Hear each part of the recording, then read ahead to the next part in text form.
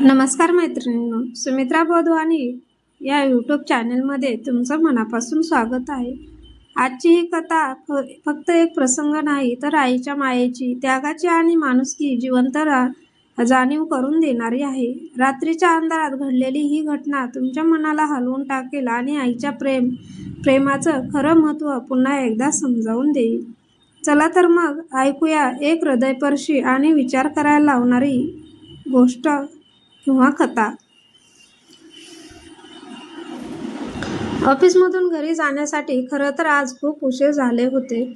विरार स्टेशनला अगदी ठीक 12 वाजता ट्रेनमधून उतरलो. तोच रिक्षा पकडली आणि मनवेल पाडा बोललो. रिक्षातून जाताना अगदी थोडेसे लोक चालत होते. घड्याळात जास्त वाजल्यामुळे लोक जरा रस्त्यावरती थोडे कमीच होते. मी मनवेल पाड्याला कधी आलो कळलेच नाही. मी त्या रिक्षावाल्याला पॉकेटमधून 20 रुपये दिले आणि माझी घरची वाट पकडली. तसेच तर मनवेल पाडा रिक्षा स्टँडपासून माझे घर अगदी नाही म्हटले तर मोजून 10 मिनिटे. मी पावले टाकायला चालू केले. रस्ता तसाच सामसूम दिसत होता. कुत्रे जोरजोराने भुंकत होती. अंधार खूप असल्यामुळे थोड्या वेळासाठी मोबाईलची बॅटरी चालू केली. रात्रीच्या अंधारात किरकिर किड्यांचा आवाज कानावर पडत होता. एक सुसाट बाईकवाला असा बाजूने गेला माहीतच पडले नाही.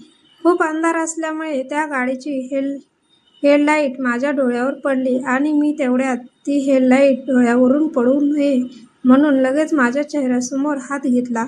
माझे डोळे थोडे चमकले. मी मनातल्या मनात म्हटलो की ह्या बाईकवाल्यांना रस्ता मोकळा दिसला की यांना काहीच दिसत नाही. अगदी सुसाट पळतात.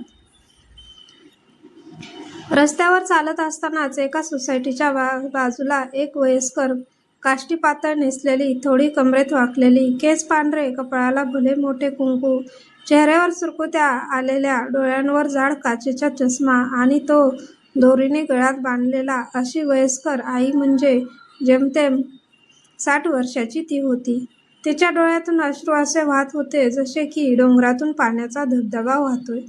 तिच्याच बाजूला एका सिमेंटच्या रस्त्याच्या कठड्यावर असा पाय पसरून एक जेमतेम 35ला मुलगा दारूच्या नशेत बसलेला होता. त्याने जास्त प्रमाणात मदिरा घेतल्यामुळे त्याला काही होश नव्हते. तो आपल्या धुंदीत गपगप असे त्याच्या आईला ओरडून बोलत होता. ती आई त्याला बोलत होती, "अरे माझा वासरा, चल घरी, 12 वाजून गेले आहेत. काय हा तुझा अवतार केला आहेस? अरे आयुष्याची वाट लावलीस तू, शरीराचा पूर्ण खुळखुळा केलास रे. हे देवा, मी काय करू? अरे ईश्वरा, मला हे दिवस बघायला कशाला ठेवलेस? निदान मला तरी लवकर घेऊन जायचे." मला घरी जायला खूप उशीर होत होता, पण माझे मन घरी जायला बोलत नव्हते. मला त्या केविलवाण्या आईची खूपच दया आली होती. मी त्या रस्त्याच्या कोपऱ्यावर एका बाजूला उभा होतो आणि हे सर्व दृश्य मी उभा राहून बघत होतो. माझ्या मनात आले की चल जाऊन त्या नशेतल्या मुलाची समजूत काढावी. पण एक मन असे पण बोलत होते की जर तिथे त्या मुलाला समजायला गेलो तर उलटा आपल्यालाच काहीतरी अपशब्द बोलेल. कारण नशेतल्या मनुष्याला काय चांगले काय वाईट हे कळतच नाही. तरी पण त्यासाठीच्या वर गेलेली आई मला दया आली. तिच्या डोळ्यातले अश्रू आपण जाऊन पुसावे. आता ह्या भयान अंधारात कोणाच्या मदतीला येणार नाही तिच्या, तर आपणच तिचा आधार व्हावा हे विचार करून मी आईकडे गेलो. "अहो आई, असे रडू नका. अगदी तुमचे डोळे पुसा पाहिले. मी समजावून तुमच्या मुलग्याला घरी घेऊन जाऊया." हे ऐकताच ती आई माझ्याकडे बघून आणखीनच रडायला लागली. तिला तिचे अश्रू अनावर झाले होते. ती म्हणाली, "माझ्या बावा, लेकरा, या माझ्या पोटच्या गोळ्याला जरा समजव रे. अरे कधीपासून मी त्याला विनवणी करत आहे, पण याने एवढी ढोसली आहे की त्याला शुद्धच नाही. रोज बाप लेक संध्याकाळी पितात आणि माझे मरण करतात. काय यांना बोलावे कळतच नाही. एकाला शांत केले आहे, घरात झोपला आहे आणि हा एवढ्या रात्री पिऊन बाहेर तमाशा करतोय." खरोखर त्या आईचे विव्हळणे मला अजिबात सहन झाले नाही. हे सर्वच तिचे वाक्य ऐकून मी थोडा वेळ निशब्द झालो आणि लगेच त्या मुलाला बोललो, "अरे कशाला त्या आईला त्रास देतो? जा घरी आणि झोप. नशा करून तुला काय मिळते? त्यावर तो लगेच बोलला, तुझ्या पदरची पिलो आहे का? मी माझ्या खिशातली पितो. तेवढ्यात ती आई मुलाला बोलली, काहीही बोलू नको, कांशीला देईल. मुकाट्याने घरी चल. मी पण बोललो, अरे त्या आईकडे बघ कशी अवस्था झाली आहे. एवढ्या अपराधी तुझ्या पाठीमागून भर रस्त्यातून तुला समजावत आहे. त्या जन्मदात्या आईची तरी कदर कर. 9 महिने तुला गर्भात वाढवले, जन्म दिला, तुला लहानाचे मोठे केले, तुला नको ते आईने दिले. तिच्या पदराने तुझे तोंड पुसले आणि आज तिलाच तू त्रास देत आहेस. तू तिला सांभाळील पाहिजे होतं. एवढा मोठा झालास आणि आज तुलाच सांभाळते. थोडी तरी तिची कदर कर.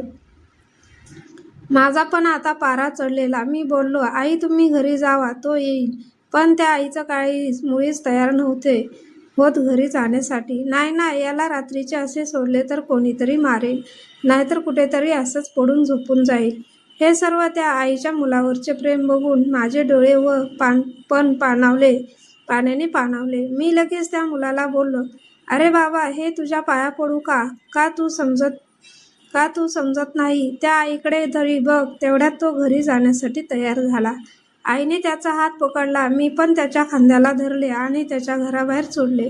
घराचा दरवाजा असाच उघडा होता. त्या मुलाचे वडील असेच लादीवर मदिरा घेऊन सुस्त झोपलेले.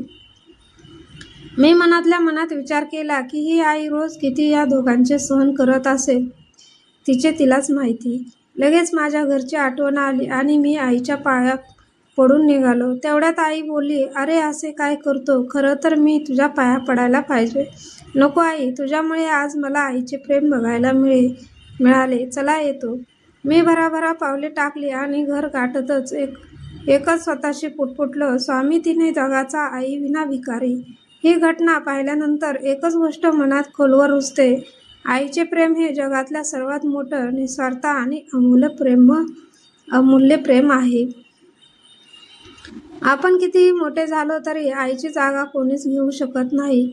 तिच्या डोळ्यातले अश्रू पुसणे हे आपले कर्तव्य आहे आणि तिच्या त्यागाची जाणीव ठेवणे हेच खरं जीवन आहे. जर ही कथा तुमच्या मनाला स्पर्श करून गेली असेल तर नक्कीच लाईक करा, शेअर करा आणि सुमित्रा बोधवानी यूट्यूब चॅनेलला सबस्क्राईब करा. स्वामी तिन्ही जगाचा, आई विना भिकारी या भावनेसोबत इथेच ही कथा संपवतो. धन्यवाद.